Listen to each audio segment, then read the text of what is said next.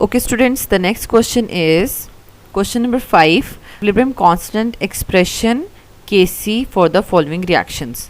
Number 1, इसके लिए हमने प्रोडक्ट ओवर रिएक्टेंट्स हमने लिख दिया है. सिंपल हमने प्रोडक्ट का जो हाफ था उसको हाफ ही लिखा है. ओके.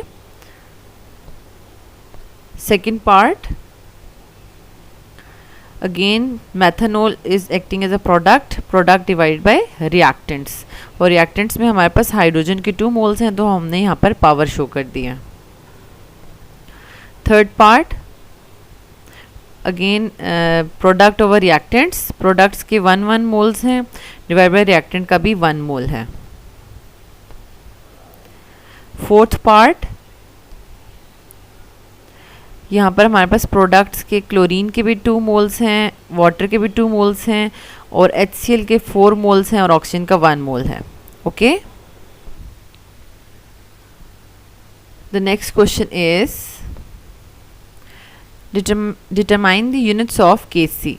अब Kc की यूनिट्स लिखने के लिए स्टूडेंट्स सबसे पहले Kc का एक्सप्रेशन लिखना है, प्रोडक्ट्स ओवर रिएक्टेंट्स, और उसके बाद इसमें हमने कंसंट्रेशन यूनिट्स पुट करने हैं. अब यहाँ पर हमारे पास एक और एक कंसंट्रेशन यूनिट्स कट जाएगा और we will get mole per cubic decimetre as a unit. Okay. Next part is hydrogen plus iodine are forming hydrogen iodide. First we will write Kc expression. Okay. And अब हमने इसमें concentration units put किए हैं. Students जो हमारे पास products के moles हैं वो 2 हैं और रिएक्टेंट्स के मोल्स भी 2 हैं, इसलिए ये हमारे पास 2 और 2 आपस में कट ऑफ हो जाएंगे and we will get no units. Part 3 में हमारे पास वाटर बन रहा है. We will write the Kc expression and now put the concentration units. अब कंसंट्रेशन यूनिट्स पुट किए हैं. प्रोडक्ट में हमारे पास 2 मोल्स जो है वो कट ऑफ हो जाएंगे रिएक्टेंट्स के 2 मोल्स के साथ and we will get numerator में डिनोमिनेटर में हमारे पास 1 यूनिट बच जाएगा, और जिसको हम नंबरेटर में लेकर आएंगे तो उनकी पावर्स चेंज हो जाएंगी. मोल जो है वो पर मोल बन जाएगा और पर क्यूबिक डेसीमीटर बन जाएगा. And the fourth and the last part, Kc का एक्सप्रेशन हम लिख रहे हैं और देन हम कंसंट्रेशन यूनिट्स पुट कर रहे हैं. अब यहाँ पर हमारे पास स्टूडेंट्स प्रोडक्ट्स के 2 मोल्स हैं और रिएक्टेंट्स के 3 मोल्स हैं. 2 मोल्स ऑफ प्रोडक्ट्स जो हैं वो 2 मोल्स ऑफ रिएक्टेंट्स के साथ कट ऑफ हो जाएंगे and we will get 1 unit in the denominator, और उसको भी हम दोबारा से नंबरेटर में एक्सप्रेशन को लेकर आएंगे तो पावर्स जो हैं वो चेंज हो जाएंगी. Okay. And we will get per mole cubic decimetre. Okay students, the next question is state the ways to recognize equilibrium. Okay, तो इसमें सबसे पहले स्टूडेंट्स हमने बताना है कि किस तरीके से हमें इक्विलिब्रियम का पता चलता है. तो स्टूडेंट्स अगर हमारे पास एक रिएक्शन चैम्बर है और उसमें हमने रिएक्टेंट्स डाले हुए हैं और हम कोई भी मेथड यूज़ कर रहे हैं to find out the concentration of reactants. ठीक है. तो एट द स्टार्ट तो हमारे पास प्रोडक्ट कोई नहीं होती, फुल रिएक्टेंट्स ही होते हैं.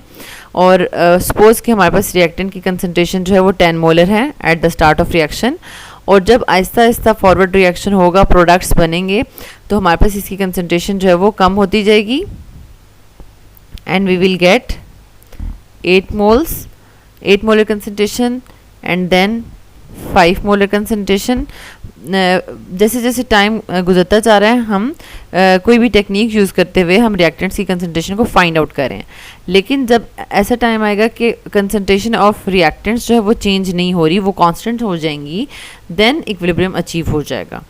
तो यही काम हम प्रोडक्ट्स की कंसंट्रेशन के साथ भी कर सकते हैं. कोई ऐसा मेथड चूज़ कर सकते हैं जिसमें हम with the passage of time products की कंसंट्रेशन को काउंट करते रहें.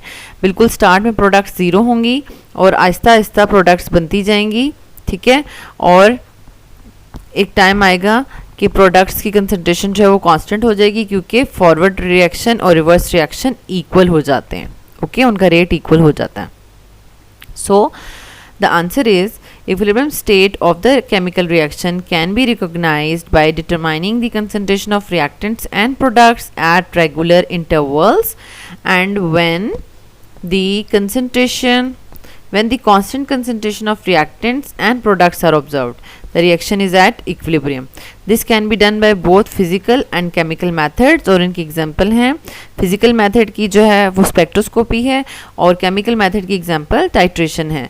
Students, you will study these physical and chemical methods for recognizing equilibrium in detail in first year chemistry. Okay, and the last question of this exercise is question number 8. Write the macroscopic characteristics of equilibrium reaction. सबसे पहले तो हम chemical equilibrium की definition लिखेंगे, जिसमें हम बताएंगे कि फॉरवर्ड एंड रिवर्स रिएक्शंस जब इक्वल हो जाते हैं तो इक्विलिब्रियम मेंटेन हो जाता है.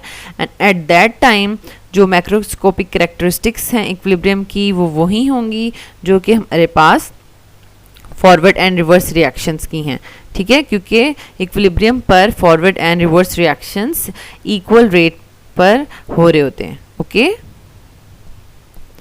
ओके स्टूडेंट्स, तो यहाँ पर हमारी एक्सरसाइज एंड हो जाती है. Thank you so much students for watching this video. अगर आपको ये वीडियो अच्छी लगी है तो आप इसको लाइक कर दें, चैनल के बटन को सब्सक्राइब कर दें और बेल के आइकन को ज़रूर प्रेस कर दें ताकि न्यू आने वाले लेक्चर्स का नोटिफिकेशन आपको मिलता रहे. Thank you so much.